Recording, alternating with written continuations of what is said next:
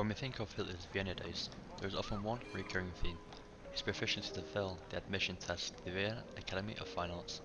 But there is much more that can be said from this time, such as his period of homelessness, to work in labour jobs and attend the same Wagner opera 10 times.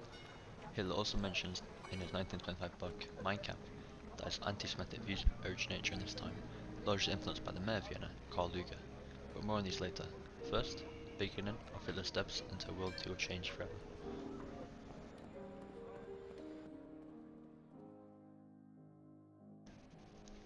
In early 1908, following the death of his mother, Clara, in December 1907, which would hit him tragically hard, Hitler left Linz with the financial support of orphans' benefits, travelled to Vienna with his friend, August Kubizek.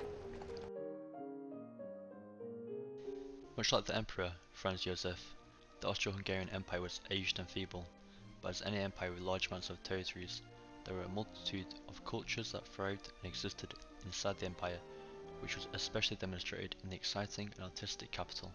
From this, Hitler will encounter many different groups of people and ideas, giving the backdrop to certain suggestions one may expect. At this point, Hitler had already failed to gain admission into the Academy of Fine Arts for the first time.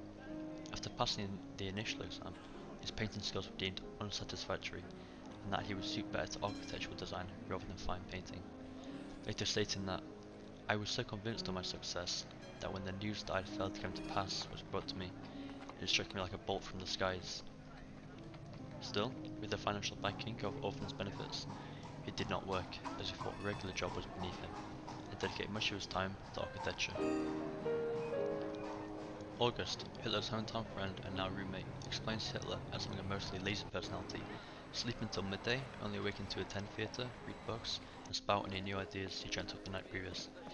Ambitions he was so grown tired of, once any enthusiasm and novelty died. August also mentions Hitler's sudden outbursts of rage, which could overshadow his reasonable side, which he did possess. As there is often mystery surrounding Hitler's sexual life, we know due to his Catholic upbringing, Hitler would not have any interest in women during this time. For the next few months, Hitler would be nothing more than a city loafer, idly passing time in the dreamy, still optimistic mind of any youth in a metropolis. In October 1908, Hitler once again attempted to gain admission into art school, and once again failed, doing even worse than he did before, not even getting the opportunity to attempt the formal exams. 1 month later, Hitler would move out of the shared apartment to live on his own. Moving from one place to another, with the quickly dwindling funds he owned, even now, Hitler made no attempt to earn money through regular work. This short-lived and frankly senseless lifestyle quickly spiraled to the point where he was forced to sell his belongings and sleep in parks and under bridges. In 1909, Hitler moved into a homeless shelter and survived with the meagre foods from soup kitchens. Eventually, in 1910, after doing basic labour jobs such as carrying luggage in train stations, Hitler moved into his next residence, which was a home for poor men. He would stay here for the next few years. Hitler began making pennies after using his talent for art, painting famous landmarks in Vienna to sell to tourists and paint shop signs.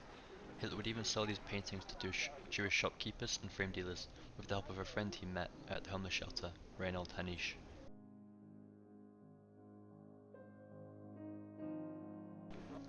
The two would eventually have a falling out after Hitler accused Henisch of stealing all the revenue from a sale they made.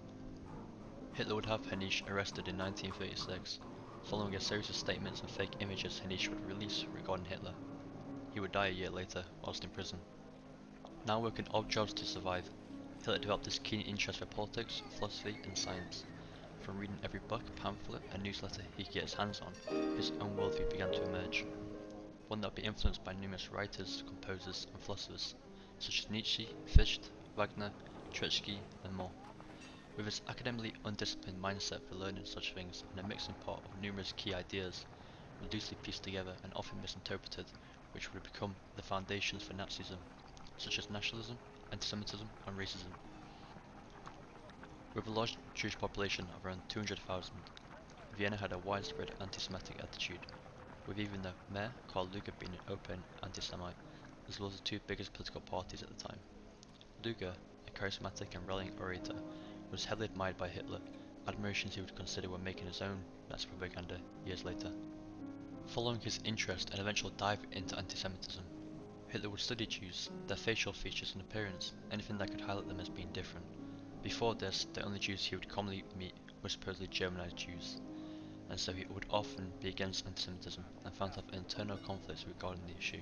Hitler mentions in Mein Kampf, after coming into contact with a Jew in an inner city pub, for to be sure, they had not looked like that in Linz. I observed the man furtively and cautiously, later saying, the more I saw, the more sharply they became distinguished in my eyes from the rest of humanity. Even with these newfound beliefs, Hitler continued doing business with Jews and maintained his Jewish friendships. Hitler began to hate the Austro-Hungarian Empire for its multiculturalism, and so to avoid mandatory military service in 1913, moved to Munich aged 24.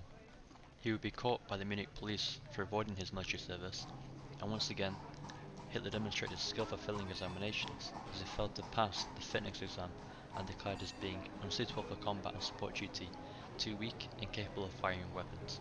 Even still, he was swept up by the thrill of World War I, and by August 1914 he volunteered, joining the Bavarian Regiment. Hitler would not return to Vienna until 1938, when he would annex the Austrian state, adding it to the territories of the Third Reich. If you enjoyed this video, please like, share and subscribe.